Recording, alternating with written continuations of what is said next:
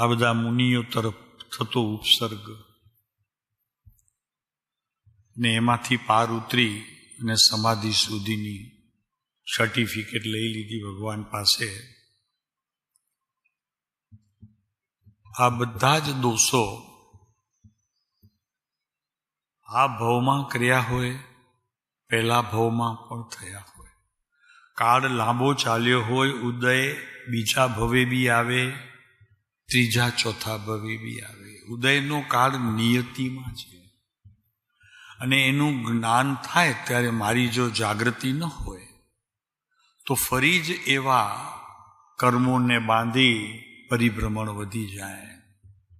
એની વાત કરી અહીંયા કે નંદી મેં મુનિ બહેકર મુએ, સો દુઃખ ઉન નહીં માનો. અને છતાં પણ પૂર્વનું હશે એમ કરીને મુનિએ તેને અને તે સમયના આવેલા જે કંઈ પીડા વેદની એને પણ ક્ષમા કરી દીધી. પ્રભુ આ અનંતકાળના હોય, આગલા ભવના બી હોય, મને ખબર નહીં ક્યારે હશે. એટલે એક વસ્તુ જીવનમાં તો બહુ સિદ્ધ થાય છે કે આ કાળની અંદર એવી ભૂલ ના કરો.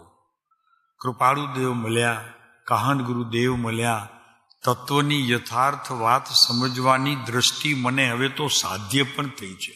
ઘણા જીવો એવી વાત કરે છે, ગમે છે, અમને બહુ સારું લાગે છે, મીઠું લાગે છે, અને કહીએ છીએ તો પોતાની ભૂલ પણ સ્વીકાર કરી લે છે. આટલી હદે તમે ગયા છો તો પ્રભુ એક પણ હવે એવી તક ના આપો કે પૂર્વ ભવનો કોઈ ઉદય આવતા કર્મને અત્યારે આ ભવમાં સત્તામાં છે ને ઉદય આવે તો એનાથી હું ચલિત ન થાઉં. શાંતિ રાખો, ક્ષમતા રાખો. પ્રભુ છે, ભૂલ થઈ હશે મારી આગલા ભાવમાં, અત્યારે તો મારે સદગુરુનો સંગાત છે. તીર્થંકરના યોગ જેવો આ પંચમ કાળની અંદર મને યોગ થયો છે. પ્રભુ ક્યાંથી મળે? તમે વિચાર કરો, મહાભાગ્યશાળી છો, તમારા ભાગ્યની અત્યારે દેવો પણ ઈર્ષા કરે છે. આપને ખબર નથી પ્રભુ, દેવો ઈર્ષા કરે છે કે એ કાળ અમને કેમ ન મળ્યો કે જે કાળમાં શ્રીમદ રાજચંદ્રનો જન્મ થયો. આ નાની ટૂંકી ઉંમરમાં પણ અમને આવવા દીધું હોત તો શું ખોટું હતું? એકાદ કર્મ વધુ કરી લેત ત્યાં અહીંયા આવવા માટે. આ પંચમ કાળમાં જન્મ મળે તો કે જ્યાં શ્રીમદ રાજચંદ્ર જેવો પરમાત્મા પુરુષ તમને તમારી યાદીમાં એની નોંધ છે, તમારી બુક્સમાં એની નોંધ છે. એ પુરુષ પ્રભુ આવત તો અમને કેવું આનંદ થાત. હવે અત્યારે જો દેવો એ રીતે પોતાના ઘરમાં બેઠા બેઠા, પોતાનું ઘર જ કહેવાય ને, તો અત્યારે એની સ્મૃતિ લે છે. મારે તો પ્રત્યક્ષ એમના વચનોની નોટ છે અને આ તો લખેલા છે, પણ અક્ષરોની કોપી પણ મારી પાસે છે કે આ અક્ષરોથી પછી તો આ પ્રિન્ટિંગ થયું છે, પણ એમના અક્ષરો પ્રત્યક્ષ મારી પાસે છે કે એમાં કોઈ પણ કાંઈ ભેળસેળ કરી શકે. ઓહો, આ આચાર્યોને પણ ખૂબ શ્રદ્ધા બેસી. છેલ્લે એક તો કબૂલ કરવું પડ્યું આપણી સાથે, જે થોડાક જજુ મેં આતા. ભરતભાઈને ખબર છે. હા, પણ એમણે એ તો કબૂલ કર્યું કે એમની જે કંઈ શબ્દો છે, તત્વને અનુસરતો જે ભેલ છે એમાં તો કોઈ વાંધો નથી. પછી શેનો વાંધો છે એમ પૂછવાની આપણને જરૂર પડે ખરી. એમણે તત્વમાં સ્વીકાર કરી લીધો કે એમાં તત્વની એમાં કાંઈ ભૂલ નથી. એવા સંતોનો આપણને યોગ આ કાળમાં થયો છે. અને એ પણ મુંબઈ જેવા ઘોંઘાટ જેવા વિસ્તારમાં ને તોફાનમાં નહીં, આવી શાંતિના મલકમાં, શાંતિનું મલક છે. ચિંતવન માટે આપણી પાસે પૂરો સમય છે. કોઈ ઘરનું કામ કરવું પડતું નથી, ચીજવસ્તુ લાવવી પડતી નથી. શાકભાજીમાં તમે કદાચ ઘરે કરતા હો તો આપણો આ કમાન્ડર બેઠો છે, મહેશ જેનું નામ છે, તમારા ઘરે પહોંચતી કરી દે. તમારે માત્ર ધોવાનું હોય. શું ચિંતા શું છે તમને? મને સમજાવો તો ખરા. આવી એસી રૂપ તમારે હોલ ચાલુ છે, ઘરે કદાચ ન હોય તો 4 ખૂણા પકડી લો, 4 બીજા પકડો, 4 બીજા, તો એટલા તો છો માંડ. સારું છે, શાંતિ છે, પ્રભુ બેઠા રહો, શરીરની સુખાકારી રહે એવા બધા સાધન અહીંયા ઉપલબ્ધ છે. બોલો પરમ કૃપાળુ. બધા જ સાધનો ઉપલબ્ધ છે શરીરની સુખાકારી રહે એમાં. બોલો કંઈ ખૂટતું હોય તો કહેજો, મહેશભાઈને કહી દેજો, આવી જશે. ભાઈ મારે બેડિંગ જોઈએ છે સારી મજાની, એક આમ કૂદતું હોય, આવી જશે. તમારે સાંજના તમારા ઘરે હશે. બોલો હું જોઈએ જ તમને. પણ એ વાત કરે છે કે બધી જ જાતના અહીંયા સાધનો ઉપલબ્ધ છે. આટલી નીરવ શાંતિ કોઈને કેવું પડે છે એ વાતો ન કર, એ ચૂપ બેસ. નહીતર વ્યાખ્યાનમાં તો લગભગ એવું હોય જી મારે, બધી જગ્યાએ નથી હોતું, હવે તો ઘટી ગયું. એમાં આપની પાસે તો બિલકુલ ન હોય. અધ્યાત્મ ઊભું છે ને લાકડી લઈને, જી મહારાજની સભામાં તો અધ્યાત્મ ઊભું છે લાકડી લઈને, બોલે નહીં, કોઈ વાત ન કરે, કામ ન કરે. અને એ લાકડી કેવી વાગે નહીં હો, વગાડે તો ઘૂઘરા વાગે. પ્રભુ શું છે, આવા કાળની અંદર આપણે બધા જ અહીંયા કેવા શાંતિથી ભેગા થયા છીએ. પ્રભુ ચિંતવન વિશેષ ચાલવું જોઈએ. આજે કદાચી વાત આવશે પણ કૃપાળુદેવના વચનામૃતમાં તો એ કહે છે કે આ સમાધિ મરણ આટલી નાની બુક, રાત્રે તમે રોજ એનું શ્રવણ કરો, 4 ગાથાઓ 8 ગાથાઓ જે તમને ફાવે તે, પણ જરૂર કરવા જેવી છે. કાલીફોસ લેવાની જરૂર નહીં પડે. કાલીફોસ તમને હોમિયોપેથી દવા આપી છે, મને હમણાં મળી છે કાલીફોસ. અને કે સાહેબ તમને કેમ ખાવા મળી? તો કીધું વાતો બહુ કરું છું ને એટલે, બીજાને સમજાવવાનું ખબર નહીં, એવો અંદરમાં હીડકી ઉપડી છે એટલે લેવી પડી. ભરતભાઈ શું છે ખબર છે તમને? ખ્યાલ છે ઊંઘ ના આવે તો કાલીફોસ, ના આવે ઊંઘ તો સત્સંગીને એનાથી બીજી દવા કઈ સારી? આનાથી બીજી કઈ દવા સારી તમને બોલો? ઊંઘ જોઈતી નથી ને આવતી નથી, બેટર દરવાજો બંધ કરો. એટલે ઓલો દરવાજો નહીં, અહીંયાના ઇન્દ્રિયોના વિષયનો દરવાજો બંધ કરો. બધો બેઠા રહો, ભગવાનને ચિંતવતા રહો. કાંઈ ના આવે તો ભગવાનની સામે રડતા આવડે છે કે નહીં? અને રડવાની કદાચ રીત ખબર ન પડે તો ઘરનું બૈરું વઢ્યું હોય ત્યારે જે રડતા હોય એવું રડી લેવાનું. મા વઢી હોય, બાપ વઢ્યા હોય, ત્યારે સ્કૂલમાં ટીચર વઢ્યા હોય, એને સ્મૃતિ લઈને ત્યાં ઊભા રહી જવું, બેસી જવું સામે. એ તો આવડે કે નહીં? આંખમાં પાણી આવવા જોઈએ હો પ્રભુ, તે પણ દુઃખના અને આનંદના બે. એક દુઃખનું અને એક આનંદ. દુઃખ એનું કે પ્રભુ જલ્દી આવો ને, મને નથી સારા મારાથી સહન થતું, વિરહ વેદનાનું દુઃખ. અને સુખ એટલા માટે પ્રભુ આપની સ્મૃતિ લઉં છું ને, આનંદ થઈ જાય છે. ખબર નહીં એમ થાય છે કે હું નથી રહેતો, અને તું ને કેનારે તું નથી રહેતો, જેને તું કહેતો તો એ તું નથી રહેતો. આપણે શબ્દ આવી ગયો, આપણે. કેટલું સુંદર છે. તો એની વાત આપણે કૃપાળુદેવની ચાલુ રાખીએ છીએ.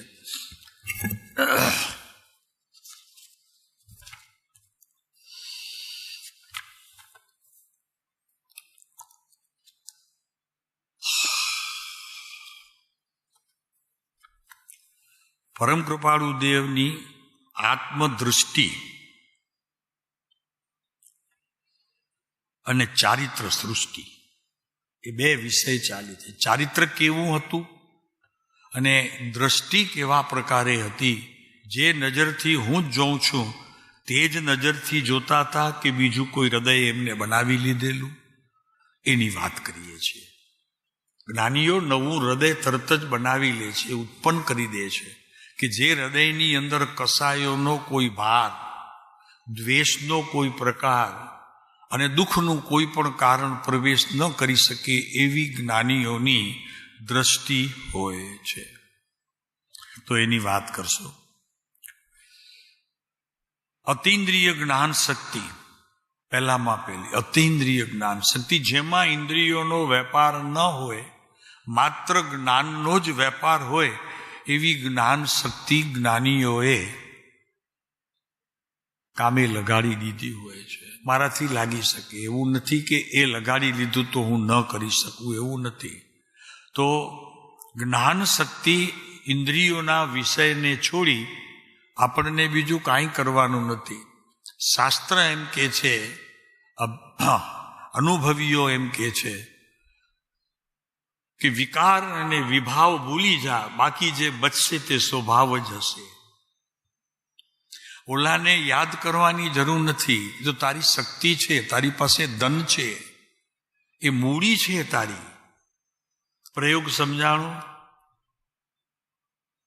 ન સમજાણું હોય તો આંગળી ઊંચી કરે, ફરી રિપીટ કરીએ. પ્રયોગ સમજાણો. તમારે તો માત્ર ઇન્દ્રિયોના વિષયને જ રજા આપવાની છે. કોઈ ઇન્દ્રિયોનો વિષય આવી અને મારા તે સમયના પરિણામને, ચાહે નિંદ્રામાં, ચાહે ધ્યાનમાં, ચાહે એકાગ્રતામાં, ચાહે વાંચનમાં, ચાહે પ્રતિક્રમણમાં, ચાહે પૌષધમાં, જ્યાં પણ બેઠો હોઉં ત્યાં ભગવાનને યાદ કરવાના નથી. તમારી ભીતર પ્રવેશતા એવા દુઃખદ જે પ્રસંગો છે એને કયો પ્રભુ જા તું ભાઈ. બાકી ગુણ જ ઊભું છે. ગુણ જ ઊભું છે. જે જગ્યાએ તમે અત્યારે એને માનતા હતા કે દુઃખદ છે, તે તરત જ તે સુખદપણે તમારી સામે તો ઊભો રહેશે. બસ માત્ર વિચારોની ગતિને ટર્નઆઉટ કરવાનું છે, ફેરવવાનું છે કાલ. તો તરત જ સુખદ સ્વપ્ન આવવાના શરૂ થઈ જશે. તો કે છે અતિન્દ્રિય જ્ઞાન શક્તિ, એમાં યોગ શક્તિ કામે લગાડી દો.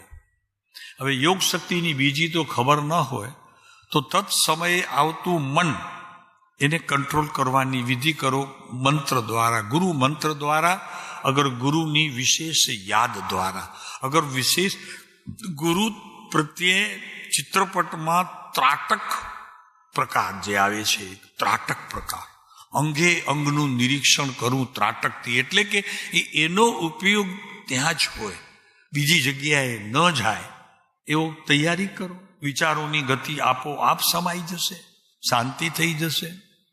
તો જ્ઞાન શક્તિ યોગ શક્તિના અને અંતર્યામીપણા, એટલે પછી હૃદયને યાદ કરો, પ્રભુ આ બધું તારે સંભાળવાનું છે, તારે સંભાળવાનું છે, એમ કરીને એને કયો, એમ બોલો જરી, તારે સંભાળવાનું છે, બસ એમ તારે સંભાળવાનું છે. તો એમ કે છે કે યોગ શક્તિના અંતર્યામીપણાના મન વચન કાયા શાંત થશે તો બાકી જે યોગ રસિક તે આત્માની જ ક્રિયા કરતો તે પ્રદેશ છે. તમારે હું ક્રોધ નથી ગણવાની જરૂર નથી. સમજાણું? સારી વાત ગણો, પછી તમે એ જ છો એનું જ ચિંતન આવશે. તો એ કહે છે કે યોગ શક્તિ દ્વારા અંતર્યામીપણું, ભીતર વહી જવામાં તમને જાજી મહેનત નહીં કરવી પડે. કેમ કે પછી તો જેમ જેમ તમારા પ્રિય ગુરુ તમારા હૃદયનો કબજો લેતા રહેશે, પાકી વાત છે એ લેશે એમ કહેવાય, પણ એ લે કે નહીં લે એ વાત નથી, પણ મારું જ્ઞાન તે સમયે એ લે છે એમ પ્રવર્તવું જોઈએ.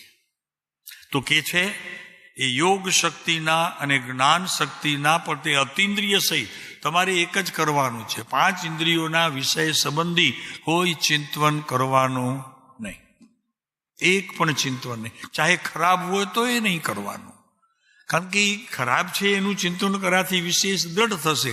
બસ સારી ચીજ ગ્રહણ કરો, વયો જશે એટલે તારા જ્ઞાનમાંથી તો ડેફિનેટ વયો જશે.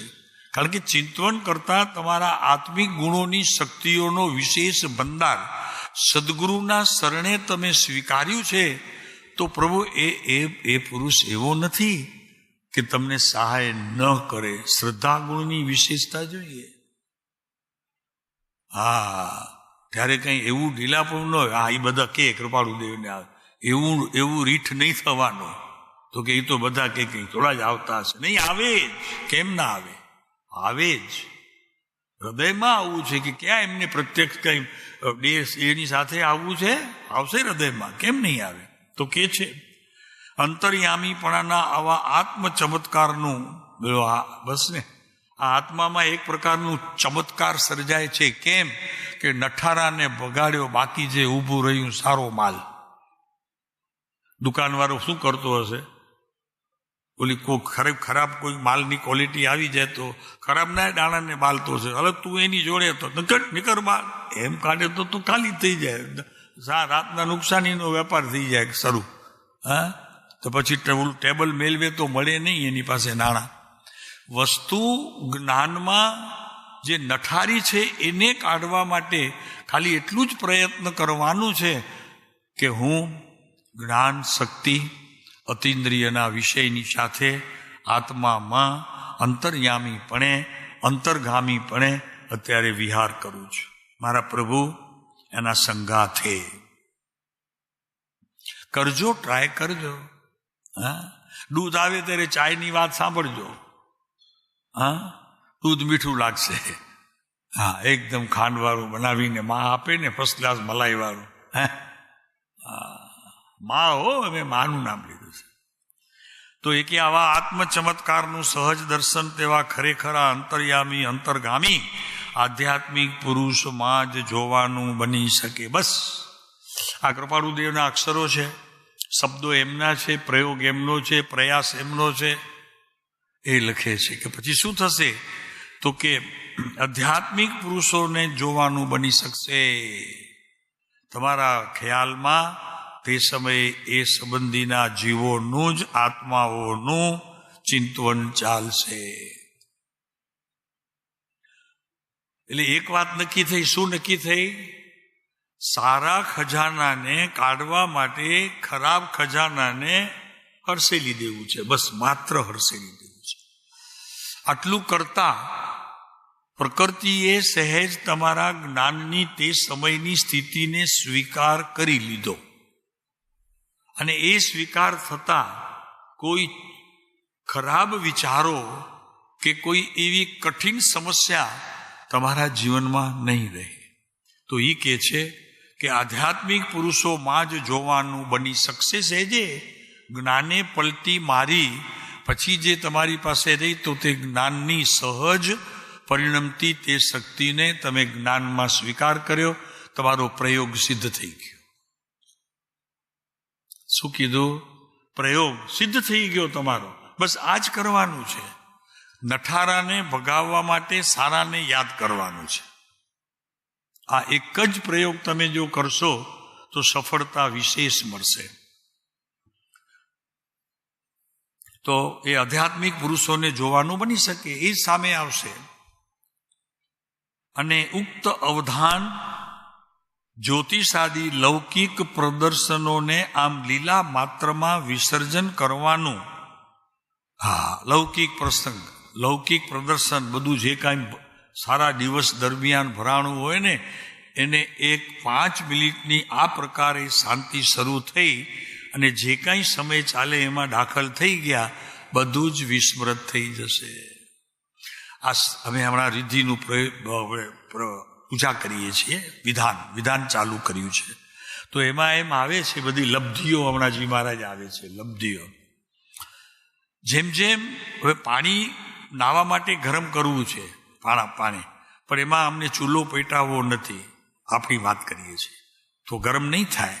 કા સૂર્યના એમાં રાખવું પડશે ને કા આમાં રાખવું પડશે.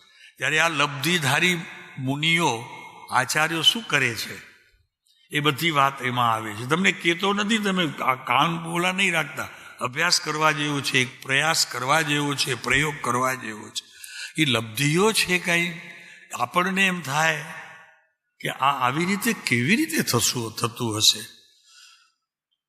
પવનને બંધ કરવું છે, કરવું જરૂરી નથી. પવનનું કામ કરે. એમને ખબર છે કે જ્ઞાનની એવી ખોટી ક્રિયાના આપણે ઓલું નથી, આપણે કંઈ ધણી નથી એના. તો શું કરે? એ જે પવન આવતું હોય એ પવનને રોકવાનું માત્ર એક મંત્ર આવે છે, તો એને પણ સાતા મળે, કારણ કે એમાં રહેલા જીવો પણ દુઃખી તે સમયે દુઃખદ બને છે. એટલે એનું પણ સારું થાય અને પોતે પણ સાતાપણે તે સમયે રહી શકે એટલી લબ્ધિઓનું એમણે પ્રાપ્ત કરવા માટે પ્રયત્ન કરેલો હોય છે. તમે એટલું બોલો નહીં, ન વયા જાય. એના માટે તો બહુ પ્રયાસ કરવા પડે, પ્રયોગ ઘણા કરવા પડે, પણ આવે છે ખરા. એવી રીતે બધી જ ચીજો અત્યારે આપણી લબ્ધિ ચાલે છે ને, હા, જમવા માટે વધુ સંખ્યા આવી ગઈ, ખબર પડી જાય એમને કે 100ની રસોડું છે અને અંદરવાળા બિચારા માણસો હેરાન થશે, પરેશાન થશે, માણસ 400 આવી ગયો. એ દેખાય, જેવા દેખાય આમ હાથ જોડી બસ કઈ રીતે થઈ ગયું, હવે તમારી ચિંતા નથી. તો એ 100 માણસોની રસોઈમાં 400 માણસ જમી જાય એવી શક્તિ આ આત્માની અંદર છે, એવી લબ્ધિઓ પ્રગટે છે.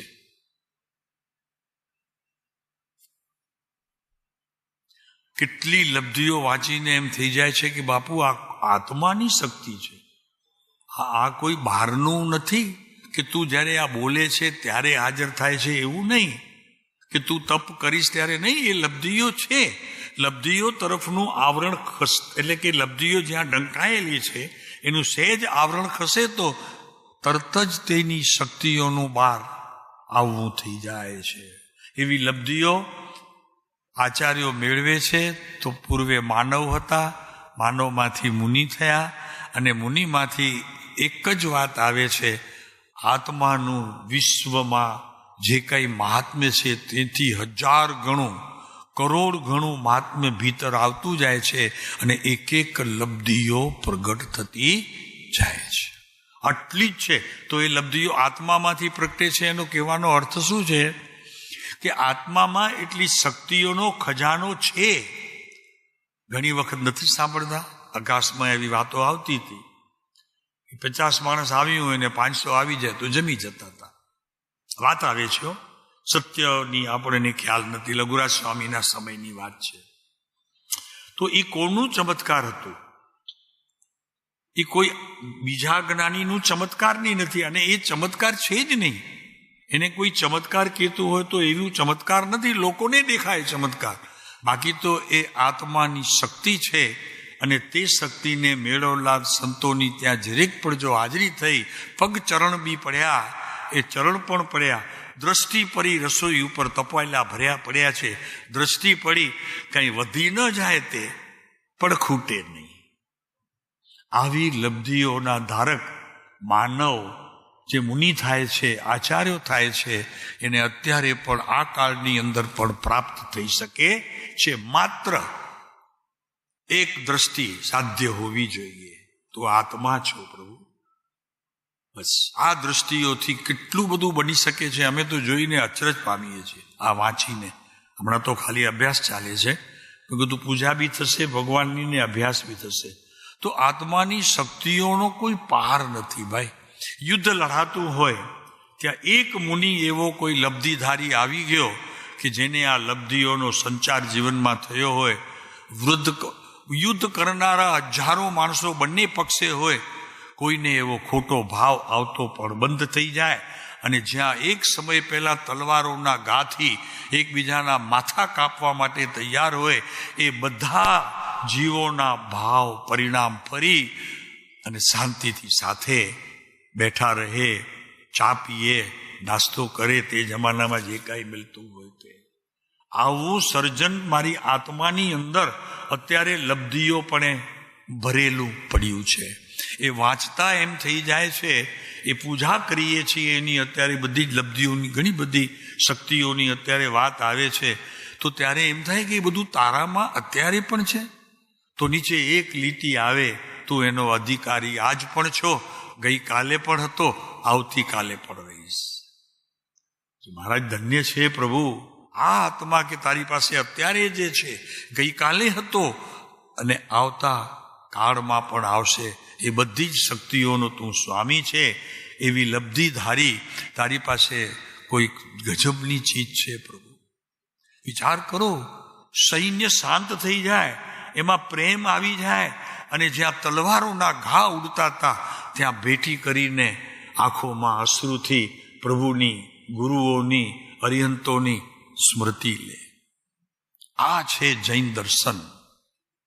એવી તો કેટલી લબ્ધિઓ, તમને કેટલી વાતો કરી, એમાં બધું જ આવી ગયું. તમારે જમવાનું આવી ગયું, તુફાન થતા હતા એમાં આવી ગયું, કોઈએ આવીને ઝેર ભેળવી દીધું ત્યારે એવું બી બનતું હતું. સમજાણું શું કહીએ? રસોઈ તૈયાર હોય, 1000 માણસ જમવાનું હોય અને ઝેર વાળું કોઈક હોય છે દ્વેષી માણસો, નાખી દે, કેમ કે એમને આ ન ગમતું હોય, બધું જૈનો આગળ વધતા હોય. તમને ખ્યાલ નહીં હોય અત્યારે પણ આ બધું થઈ રહ્યું છે. બરોબર છે જી મહારાજ? અત્યારે પણ થઈ રહ્યું છે, આપને ખ્યાલ નથી આવતો. આપ તો અહીંયા બેઠા છો ભગવાનની છાયામાં. ભગવાન કે હું તમને એવું ચિત્ર પણ ન દેખાડું કે જેનાથી તમે દુઃખી થાવ. તમે તો સુખી રહો પ્રભુ, એવા આશીર્વાદ સતત એમના વરસતા રહે છે. શું છે આ બધી લબ્ધિઓના ધારી? તમે ઘણી વખત વાંચતા હશો કથાઓ, એમાં જૂના પુરાણોની અંદર આવી બધી કથાઓ આવતી હશે. અગાસમાં વાત કરતો તો અગાસમાં એવું થતું, 200 માણસ આવ્યું હોય, પછી 2-3 બસો પછી આવી જાય, વળી પાછી આવી જાય. કે છે કે ત્યારે એ તપેલા ખૂટતા નહોતા. પ્રભુશ્રીના સમયની વાત આવે છે. સત્ય સુધી નથી જવું, મારે તો આત્માની શક્તિની વાત કરવી છે તમારી જોડે. હતું કે નહીં એ પ્રશ્ન નથી, શંકા કરવાનું અત્યારે એ સ્થાન નથી. હોય પણ ને ન પણ હોય એની વાત નથી કરતા. આત્માની શક્તિઓ જેને આપણે ખરેખર મેળવવા માટે આ પુરુષે પાને પાને કહ્યું છે. એક પાને આત્માની શક્તિઓના ગુણગાન ગાતા આ પુરુષ થાક્યો નથી. એવો આ પંચમ કાળમાં જો પુરુષ કોઈ આવ્યો હોય અત્યાર સુધી, તો આ એક જ પુરુષ છે. કહી શકીએ છીએ આપણે, કહી શકીએ છીએ. હશે બીજા આપણા ધ્યાનમાં નથી, મારા ધ્યાનમાં હોય એ અત્યારે હું લઉં એમાં ખોટું નથી. બીજા પણ આવી જાય, એમાં સમાઈ જાય છે. આત્માની શક્તિઓ ભાઈ કઈ નાની વાત છે? હે, તમને સાચું કહું, મારે નથી કહેવું, મારા જીવનમાં એવા 8 થી 9 પ્રસંગો આવી ગયા છે. પ્રભુએ મને બચાવ્યા છે, મને પ્રભુએ બચાવ્યા છે. શું કહીએ પ્રભુ? સત્ય તો આખર સત્ય છે. એ તો આજે આવ્યું હોય, ગઈકાલે આવ્યું હોય, પણ સત્ય તો સત્ય જ છે. તો કે છે અંતર્યામી અંતર્ગામી આધ્યાત્મિક પુરુષોમાં જ જોવાનું બની શકે. ત્યાં જુઓ. કોઈ પણ તમારા જીવનની અંદર કોઈ એવી બેસુરી ઘટનાઓ ઘટવાનું જે દિવસે શરૂ થાય અને તમે થાકી જાઓ, એટલા બધા વિષયો તમારા શરીરને, તમારા મનને, તમારી બુદ્ધિને ઘેરી વળે, ત્યારે એક પરમાત્માનું સહારું લેવા તમે પોતાના આત્મા તરફ દ્રષ્ટિ કરશો. કારણ કે એને એક દલાલ રાખ્યો છે તમારી પાસે, આત્માએ. સમજાણું? કે અહીંયા જશો તો બધું જ તમારું, અને અહીંયા નહીં જાઓ તો બધું જ તમારું હોવા છતાં તમારું કાંઈ જ નથી. સમજી લેજો. એને સ્મરણતા નથી તો કાંઈ જ નથી. એ જે કે તે તમારે કરવાનું. તમે કયો એ કરશે. બિચારો શું કરે? જ્ઞાનનો અધિકારી છે ને, તો મિથ્યા જ્ઞાનનો પણ અધિકારી એક પડખું લઈને બેઠો છે. બરોબર છે? બેઠો છે એક પડખો લઈને. પણ હવે તમે જે એને ભોજન આપશો તે લેશે. હા, સમજાય છે? તો આવા વિધાન સુધી અને આવી રિદ્ધિઓ સુધી પહોંચવા માટે અત્યારે આ કાળમાં તો મુશ્કેલ છે. કારણ કે એવા મન, એવી નિર્મળતા, એવી નિર્બળતા પણ, આ બધું જ મેળવવું મહા કઠિન છે. એની વાત કૃપાળુદેવ આપણને અહીંયા કરે છે. તો કે લૌકિક પ્રદર્શનોને આમ લીલા માત્રમાં વિસર્જન કરવાનું આત્મ પરાક્રમ પણ તેવા પૂરા આધ્યાત્મિક પુરુષોથી જ બની શકે. આવા આધ્યાત્મિક પુરુષોથી જ બની શકે.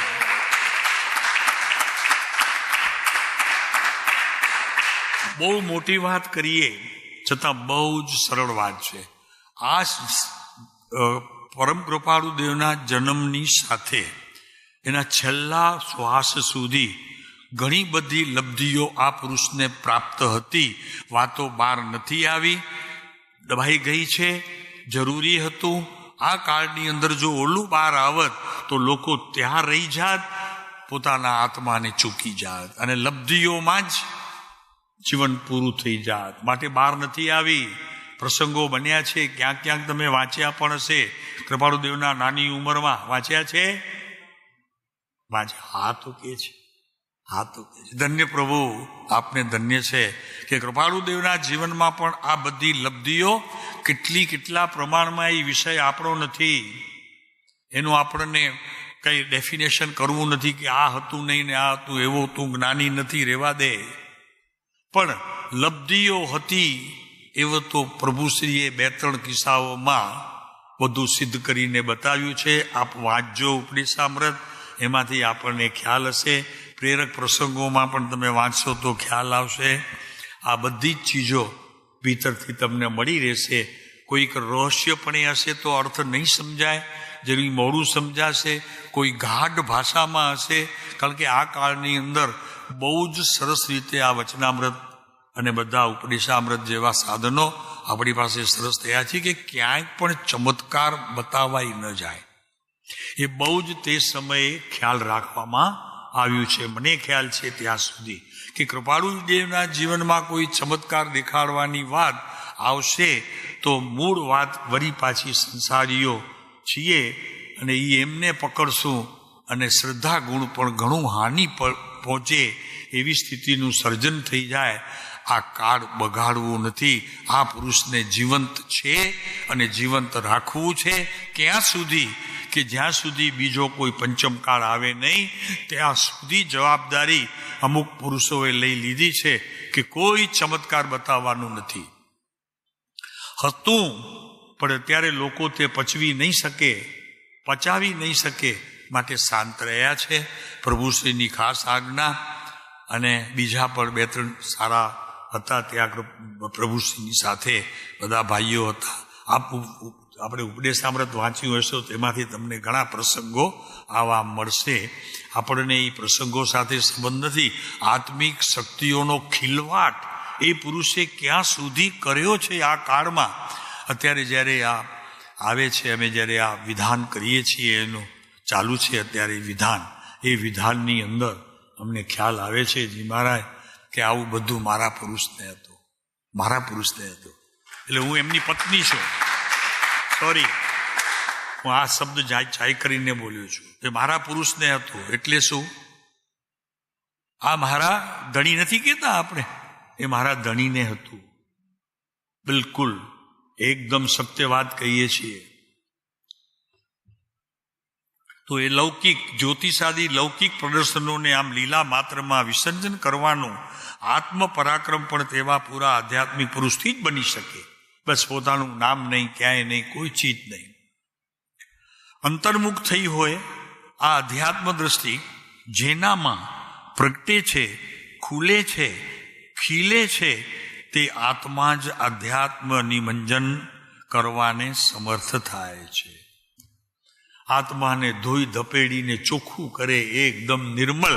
તે એવું નિર્મળ કે અહીંયા મૂક્યું હોય તો 4 કિલોમીટર સુધીનું દ્રશ્ય એકદમ આવે છે ને ભાઈ. ગ્લાસ એવા આવે છે કે નહીં? આ બધા લશ્કરો પાસે, આપણા લશ્કરો પાસે આવું બધું ઘણું સાધન હોય કે 3-4 કિલોમીટરની રેન્જ સુધી ત્યાં પુરુષ જોવામાં આવે. એમને ભલે નાનો જોવામાં આવે પણ જોવામાં આવે, કારણ કે એવા સાધન જો એ રાખે નહીં તો ગમે ત્યાંથી હુમલો થઈ શકે દુશ્મનોનો.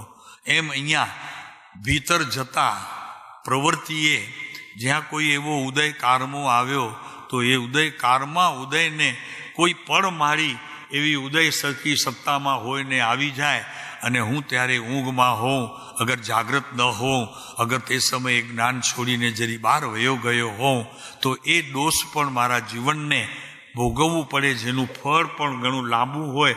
આ બધાથી બચવા માટે આ કૃપાળુદેવે આ વાત પોતાના શું કહીએ પ્રભુ કેટલે સુધી આપણને બચાવે છે એ પુરુષ તમે વિચાર તો કરો. અને આપણે બચીએ છીએ, બહુ મોટી વાત છે, બહુ મોટી વાત છે. બસ આપણને તો આ પુરુષે જે કંઈ કહેલું છે ખોટી વાત, તેનાથી બચવાનું છે. તે ઓટોમેટિક સત્ય તો તમારી પાસે છે જ, હાજર જ છે. તમે ખાલી આટલું કરજો. શું કરજો ભરતભાઈ? સત્યને છોડતા નહીં અને જૂઠને સત્ય ફેરવા માટે કાવા દાવા કરતા નહીં. કાવા દાવા એટલે બીજા માટે ન હોય, ઘણી વખત પોતા માટે પણ કરતો હોય. આ દ્રષ્ટિ, એનું નામ છે આત્મદ્રષ્ટિ. આત્મદ્રષ્ટિ. અને એનાથી જે ઉત્પન્ન થાય છે તે ચારિત્ર દ્રષ્ટિ. ચારિત્ર દ્રષ્ટિ એટલે જીવનમાં જે કાંઈ આપણી પાસે ઇન્દ્રિયોના વિષયો વગેરે, મન બુદ્ધિ વગેરે જે કાંઈ પણ છે તેને સંપણે પરિણમવાની રીત, તે ચારિત્ર. આટલું જ છે પ્રભુ. આમ તો કાંઈ મોટી વાત નથી. જેવું છે તેવું કેવું, જેવું છે તેવું રહેવું, જેવું છે તેવું બોલવું, જેવું છે તેવું મનને પહોંચાડવું, જેવું છે તેવું જ્ઞાનને પહોંચાડવું. ભૂલ કરતો હોય તો એને પાછા લાવવાનું, અને સહી હોય તો તેને આગળની ક્રિયામાં મૂકી દેવાનું. ક્યાંય જવાની જરૂર નથી. આ પુરુષ એક લઈને બેસી જાઓ, પુરુષને લઈને બેસી જાઓ. એમની જીવન કલા જ તમારા સંપૂર્ણ બધા જ જેટલા મુશ્કેલીના તમારા કાર્યો છે, સમજણ છે, નથી આવે છે, બહુ મોડી આવે છે, અથવા ચિત્ત નથી ઠેકાણે બેસતું, બધું શાંત થઈ જશે. એ કૃપાળુદેવ એમ નથી કહેતા અમે શાંત કરી દઈશું. એવા કરતા પણ એ કંઈ એ જીવો અત્યારે થોડા જ હોય. ના, શાંત થઈ જશે. આ એની ક્રિયા છે. તો કે છે લૌકિક પ્રદર્શનોનું આમ લીલા માત્રમાં વિસર્જન કરવાનું આત્મ પરાક્રમ પણ તેવા પૂરા આધ્યાત્મિક પુરુષથી જ બની શકે. બરોબર છે કે જેનામાં અવલૌકિક આત્મદ્રષ્ટિ પરિણામ પામી હોય. આખર તો વાત તો ત્યાં જ આવી, સોને સંભાળો, પરની વાત જવા દો, સોમાં રહો, પરથી છૂટો. વાત તો એ જ આવી પાછી આખર. ચાહે લબ્ધિ લ્યો, ચાહે આત્માનો પ્રયોગ લ્યો, ચાહે કાંઈ પણ લ્યો, આગળ વાત તો ત્યાં જ ઊભી રહેશે આવીને. તમે તમને ઓળખો.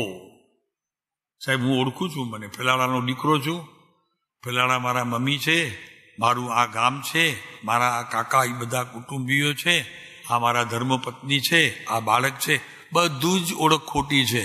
કાયમ રે તેને ઓળખ કહેવાય. ઓળખ એનું નામ જે કાયમ રે. આ બધી કાયમ છે. તો એક વસ્તુ નક્કી કરો, જો કાયમ નથી તો મારા શા માટે કરો છો? એ મારા જે ચાલે છે એ મારા થઈને જ પાછા. ભરતભાઈ શું કહે છે? મારા કહીએ છીએ એ મારા પણ જ પાછા બીજા, ત્રીજા, ચોથા, પાંચમા ભાવમાં આવ્યા કરે છે.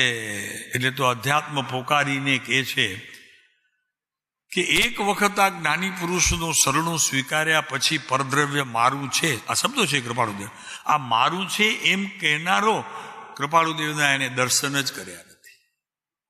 તો કે ના હું તો રોજ અગાસ જાઉં, અરે આપણે આ મહિનામાં 10 વખત અગાસ જાઉં છું, કૂપમાં આવું છું 3-4 વખત, 5 વખત, ઘરે રોજ વાંચું. ભાઈ તે કાંઈ વાંચ્યું નથી, તું ક્યાં ગયો નથી, તારે જવાની જરૂર નથી. આ બધા નિર્ણયો કરવાની તારે જરૂર છે. ચાલો, તો આમ લીલા માત્રમાં વિસર્જન કરવાનું આત્મ પરાક્રમ પણ તેવા પૂરા આધ્યાત્મિક પુરુષ જ કરી શકે. આ બીજા કોઈનું કામ નથી. આધ્યાત્મિક પુરુષ એટલે શું સાહેબ? બહુ શબ્દ આકરા છે નહીં, સહેલામાં સહેલા શબ્દ છે. એક પરવસ્તુ તો નથી જ આપણી. હવે એક વાત કહીએ, તમે કેટલા જ માનો છો કે આ ઘરવાળા મારા છે, દીકરા મારા છે, આ ઘર મારું છે, આ કપડાં મારા છે, આ દાગીના મારા છે, એ છૂટ્યું કે નહીં?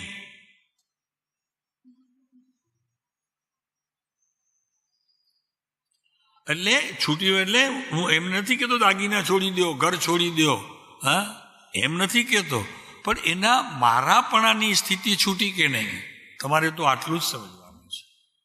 એ ખરેખર વીર, આના જેવા વીર પુરુષોનો ખરેખર તે જ અધ્યાયી બને છે કે જેણે આ નિર્ણય કર્યો હોય.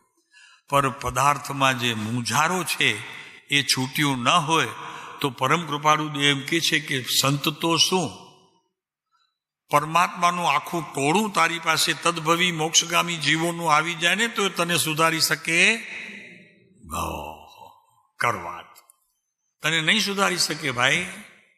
તારા જીવનની અંદર પ્રાણ પૂરવું કઠિન થઈ પડશે. પ્રાણ નહીં પૂરી શકે, એ નહીં પૂરી શકે. હા, એક વસ્તુ છે, એને શરણે જઈશ, એમની વાત માનીશ તો એ પૂરશે. પણ એ પણ સાહેબ આમ તો મેં વાંચ્યું છે, તો કે એ કાંઈ ન કરે, તો કે એમ તો વધુ સારું, લે તારા ઉપર છૂગવું પડી ગયું એ, તો કે નહીં કરે. આ તારા જ્ઞાનમાં છે, મને એમ કે મારે સમજાવવું પડશે, હું પંડિત થઈશ. તો કે નાના, મને ખબર છે કે તીર્થંકર પરમાત્મા કોઈને કાંઈ આપતા નથી, અને આપે તો પરમાત્મા કહેવાતા હૈયા. એવા પાપ તો હું ન કરું ભાઈ. ભગવાન પાસે જઈને માગું, ભગવાન જરા આ કામ સંભાળજો ને, મારાથી થતું નથી ને, કરવું જરૂરી છે. ઘર આખું એનાથી બહુ કંટાળેલું છે, હું એ બહુ પીડામાં છું. વેદની ઘણી છે. વેદની એટલે આત્મિક વેદની, હો, દેહની વેદની નહીં. આ બધી જ વાતો અહીંયા પડ્યા રહેવા દેવી જેવી છે. અહીંયા કે છે કે એ પુરુષથી જ બની શકે જેનામાં અલૌકિક આત્મદ્રષ્ટિ પરિણામ પામે. સાહેબ, અલૌકિક કહેતા શું? તો કે લોકને અનુસરતો કોઈ વેપાર નહીં તારી પાસે. બોલો ભરતભાઈ, લોકને અનુસરતો કોઈ પદાર્થ તારા વેપારમાં આવન જાવનમાં હોવો જોઈએ નહીં. હોય ભલે ને, હોવામાં વાંધો નથી. હોવામાં તમને કહેતો નથી તમે દાગીના મને આપી દો એટલે તમારું ભાવ છૂટી જશે. તમારા ઘરમાં ફર્નિચર નવું બનાવ્યું તો કાંઈ વાંધો નહીં, બનાવો, પણ એમાં મારાપણું ને રાગ, અમે બનાવ્યું, મેં બનાવ્યું, અને જોઈને હર્ષ ન થવું જોઈએ. સહજ છે ભાઈ, હતું તે બની ગયું, ચાલો ઠીક છે, કાંઈ વાંધો નહીં. એનો ઉત્સાહ, એનો આનંદ કોઈ પણ પર પદાર્થની અંદર આવ્યો તો તું શ્રાવક નથી. શ્રાવક નથી. અને જો શ્રાવક નથી તો તઈને બીજા તો સાધુ સંતો હોય, પણ કૃપાળુદેવ તો હોય જ ક્યાંથી? એટલે વાત કરે છે તો કે જેનામાં અલૌકિક આત્મદ્રષ્ટિ પરિણામ પામી હોય, બહિર્મુખ દ્રષ્ટિ છોડી જેની દ્રષ્ટિ અંતર્મુખ થઈ હોય, આ અધ્યાત્મ દ્રષ્ટિ જેનામાં પ્રગટે છે, ખુલે છે, ખીલે છે, આત્મા જ અધ્યાત્મ નિમંજન કરવાને સમર્થ થાય છે. જે મહારાજ મને આધ્યાત્મ નિમંજનનો સાચો અર્થ બતાવો. નિમંજન ડૂબેલું, વિશેષ પ્રકારે, એટલે ચોખ્ખું, વિશેષ નિર્મળ થયેલું. સરસ. ઉતરો ઉતર ખુલતી ને ખીલતી ગઈ હતી, બસ તો ચોખ્ખી થતી ગઈ, જેમ જેમ એમ એકદમ નિર્મળ થતી ગઈ. જોવામાં એકદમ સ્પષ્ટ આવી. નાની સરખી રેખા પણ જે નહોતી દેખાતી એમાં પણ ઉપયોગ ફરી વળ્યો, અને એને મેં બહારની હતી માટે હાથ જોડીને રજા આપી દીધી. મારી હતી તેને અંતરમાં ઠાલવી, એને કીધું આવો ભાઈ, અહીંયા કોણ પારકું ને કોણ પરાયું, અને કોણ આપણું. તો અધ્યાત્મ નિમંજનનું રહસ્ય કારણ છે આ અધ્યાત્મ દ્રષ્ટિના અનુસારે એમની આત્મ પરિણતિ અને આત્મવૃત્તિ ઉત્તરો ઉત્તર વિકાસ પામતી ગઈ હતી. કોની? કૃપાળુદેવની. આ કૃપાળુદેવની વાત આવી. શું શું વધતું ગયું? અધ્યાત્મ નિમંજનનું રહસ્ય કારણ આ અધ્યાત્મ દ્રષ્ટિના અનુસારે એમની આત્મ પરિણતિ. સાહેબ, મારી એ ચાલે છે. વાત શું કરો છો? કૃપાળુદેવની ચાલે, મારી નથી ચાલતી આત્મ પરિણામની સ્થિતિ. તો કે ચાલે છે તારી, પણ ફરક શું છે જરાક શોધી કાઢજે. ચાલે તો એમની પણ છે, સંતોની ચાલે છે બધાની. તો કે છે આત્મદ્રષ્ટિ પ્રમાણે જ એમની આત્મસૃષ્ટિ પણ સર્જાઈ ગઈ હતી. તારે એ મેળવવાનું છે. કૃપાળુદેવની સાથે બીજું કંઈ મેળવવા કરતા સંસારની પ્રવૃત્તિઓ અને રાગને અનુસરનારી પ્રવૃત્તિઓ, ન અનુસરનારી પ્રવૃત્તિઓ, આ બધાનું તારે જ્ઞાન યથાર્થપણે તારા જ્ઞાનમાં ભાગલા પાડવા પડશે. તો કે છે ઉત્તરો ઉત્તર ખીલતી ને ખીલતી ગઈ હતી. એ જ એમના આટલા ત્વરિત આધ્યાત્મ મંજનનું રહસ્ય કારણ છે.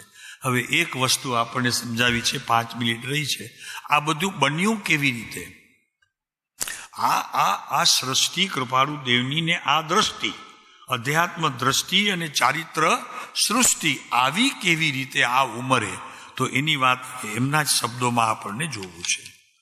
16 વર્ષની વયે જ્યારે મોક્ષમાળા રચાઈ, એટલે કે બાલાવબોધ એનું નામ બીજું, તો સૌથી પહેલા એમણે મૂક્યું, બહુ નાની ઉંમર, 16 વર્ષની ઉંમરમાં. આત્મા શબ્દ પણ જૈન દર્શન મારા ખ્યાલથી ભૂલથી કોઈ સમયે નીકળી જાય શાસ્ત્રમાં જોઈને, બાકી એકદમ ક્યાંય સાંભળવા નહોતો મળતો. બરોબર છે જી? 100 વર્ષ પહેલા બહુ જ અંધારું હતું બધી જ જગ્યાએ. અંધારું એટલે વ્રત તપ હતા, પણ આત્મા અત્યારે હજી સ્વીકાર નથી થતો અમુક પક્ષમાં. તો શું આત્મા લઈને બેઠા છે? બોલો શું કેવું એમને? એ બાપુ, એ છે તો તમે છો, તમારી અસ્થિ એનાથી છે. જો તમે નથી એને કંઈ ગણકારતા જ નથી તો તમે જ ક્યાં છો પ્રભુ? પછી તે ઉપવાસ કરવા વાળો, તપ કરવા વાળો, દીક્ષા લેનારો અને યાત્રાઓ કરનારો 99 અને સ્વામી વાત્સલ્ય કરનારો, કરોડોનો દાન દેનારો, શું થશે એમનું પ્રભુ તમને ખબર છે? તો એ વાત કરે છે અહીંયા. તો કે છે આ બધું થયું કેમ? આપણે કૃપાળુદેવને આ બધું જીવનમાં આવ્યું કેમ? 24મા વર્ષે, 18મા વર્ષે, 20મા વર્ષે આ કેમ આવ્યું? તો કે 16મા વર્ષે આત્મા જાણ્યો તેણે સર્વ જાણ્યું, એ પુસ્તક મોક્ષમાળા ઉપર નામ આપ્યું. જ્યારે આત્મા શબ્દ જૈનોની અંદર બોલવામાં નહોતો આવતો, સાંભળવામાં નહોતો આવતો, શબ્દો ક્યાંય જોવામાં આવ્યા નહોતા, તે સમયમાં એમને 16 વર્ષ, એટલે કેટલું બાળક નાનો? અત્યારે 16 વર્ષના બાળકને, બરોબર છે? તો આત્મા જાણ્યો તેણે સર્વ જાણ્યું. આ નિર્ગ્રંથ પ્રવચન ત્યાં સુધી આપણે કાલે આવ્યા હતા. એ નિર્ગ્રંથ પ્રવચન છે કે એ બોલવાથી કોઈ જગ્યાએ નવી ગાંઠ પડે નહીં. માત્ર બોલવાથી નહીં, પણ બોલ્યા પછી એની ક્રિયામાં અંશે પણ પ્રવર્તવાથી બંધની દશા મંદ થઈ જાય છે. શું કીધું? આટલું જ. તો એમણે લખ્યું ત્યાં પુસ્તક ઉપર, એ જીનાગમનું પરમ રહસ્યભૂત સૂત્ર એકદમ આપણું ધ્યાન ખેંચે છે. કદી વિચાર એવો આવ્યો? કૃપાળુદેવની આટલી આત્માની વાત વાંચ્યા પછી તમને કદી એમ થયું કે આ પુરુષે જ આત્માનું મહાત્મ્ય કર્યું? તો ત્યારે શું આચાર્યો નહોતા, મુનિઓ નહોતા, સંત મહાત્માઓ નહોતા? બધા જ હતા. અને એ હતા એના આપણી પાસે ખાતરી પણ છે. દાખલા તરીકે આનંદમનજી મહારાજ, પછી યશો વિજયજી મહારાજ, દેવચંદ્રજી મહારાજ, એ બધા જ અત્યારે આપણી પાસે. મને ફુરસદ નહોતી, તપ તરફ એટલો બધો ઢળી ગયો હતો. બસ આ જ તપ છે, આ જ જ્ઞાન છે, આ જ જૈન દર્શન છે. એ ત્યાં જ પડ્યો રહ્યો તો, ડૂબ્યો રહ્યો તો ડૂબ્યો. એની વાત કરે છે. તો કે છે આ વચનામૃત આટલી નાની વયે પણ પરમ કૃપાળુ દેવની આત્મરુચિની પરાકાષ્ઠા. બસ જો આ જ્ઞાનીઓ પકડી લે તો કે એ આત્મરુચિ સૂચવે છે કે 16 વર્ષની ઉંમરમાં આત્માનું નામ એવી રીતે આવ્યું કે જે પુસ્તક એમણે લખ્યું એ પુસ્તકમાં 16 વર્ષની ઉંમરે પણ આત્મા જાણ્યો તેણે સર્વ જાણ્યું. એમ ન લખ્યું કે 8 ઉપવાસ કરી જાણ્યા તેને ધર્મનો મર્મ જાણ્યો. પાલીતાણાની 99 યાત્રા કરી તો એણે ધર્મ જાણ્યો. એમ ન કહેતા એક જ વાત સ્પષ્ટ કરી, બાપુ આ મોટી ભેટ છે, આપણને ખબર નથી, નહીતર આપણે પડ્યા હોત એમાં કે ચાલો જરા 99 કરી આવીએ, 3 મહિના ત્યાં. ઓહો, કેટલા બચાવ્યા છે એ હિસાબ કરશો ત્યારે ખ્યાલ આવશે આ નાની નાની વાતો છે. બચ્યા છો કે નહીં? તમને એવું લાગે છે? અમે પૂછીએ છીએ. મોટેથી હા જોઈશે, નહીં તો નહીં થાય.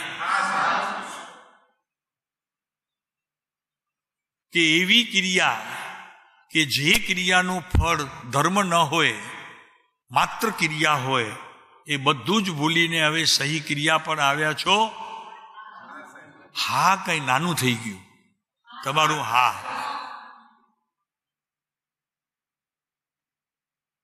પ્રભુ તમને જે ભેટ આ પુરુષે આપી છે એટલું તો ઋણ એમને વસૂલ કરવા દો. ઓછું કહેવાય?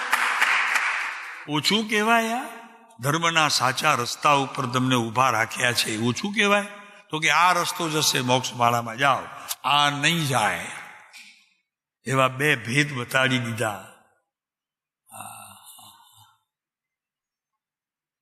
હવે કાંઈ ઘરમાં આપણું કામ સારું કર્યું હોય ને, સુતારે, કાર્પેટરે, કબાટ સારા બનાવ્યા હોય, ફર્નિચરમાં રહેવા માટે આ બધું સરસ બેસવા કરવાનું, સોફા, કંબેન, ખુરશીઓ, આ તે, તો હાલો એને જોઈએ ને જ્યારે, ત્યારે આપણને આણે બનાવ્યું છે.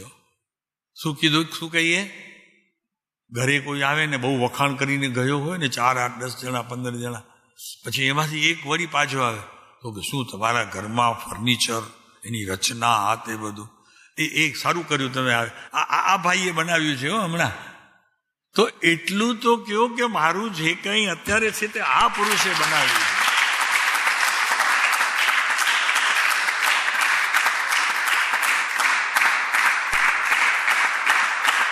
આ જીવન આટલે સુધી આવ્યા છીએ પ્રભુ, એનો ઉપકાર તો માનો. ઉપકાર માનશો તો ફરી પાછો તમને બીજી વાત પણ યાદ આવશે, ત્રીજી આવશે, ચોથી યાદ આવશે, એક વાતો તમને યાદ આવશે. એનો મહિમા વધશે, અને એમનો મહિમા વધશે. પ્રભુ તમારો આત્મા અત્યારે હથેળીએ છે, એક વખત આકાશ બનીને આવશે.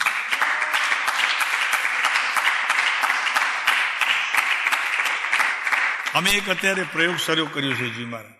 અહીંયા આવીએ ને હોલમાં તો અહીંયા 5 મિનિટ આમ ઊભા રહીએ. પ્રભુ જ્યાં નજર કરીએ છીએ ત્યાં આપ જ દેખાવ છો. અહીંયા તો છો ચિત્રપટ પણ એમ દેખાવ છો. પ્રભુ આપ જ દેખાવ છો, આપ જ દેખાવ છો. આમ સાવિકા પૂછે એ કોરો બોલો થશે તો છો હું ક્યાં જો બોલે જેડો કી નાય કરી જેડો હે. વિશાળ દ્રષ્ટિ આ પંચમ કાળમાં લઈને આવેલો આ પુરુષ. વિશાળ દ્રષ્ટિ, વિશાળ ચારિત્રની સાચી સમજણ આપવા માટે આનાથી બીજો કોઈ પુરુષ તમને મળશે નહીં. આ ચારિત્ર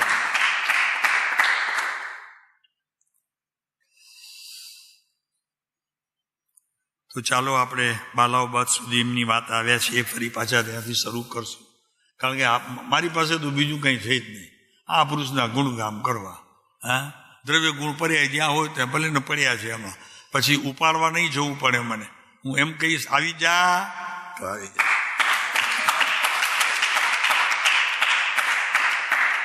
આ પુરુષના ગુણગાન ગાવામાં આટલો ફાયદો છે. તમારે જવું પડે છે, હું કહીશ આવી જા આવી જશે. રિમોટ આવે કે પછી એ પ્રભુ આવે, મજા પડે એવું છે, ખરેખર મજા પડે એવું છે.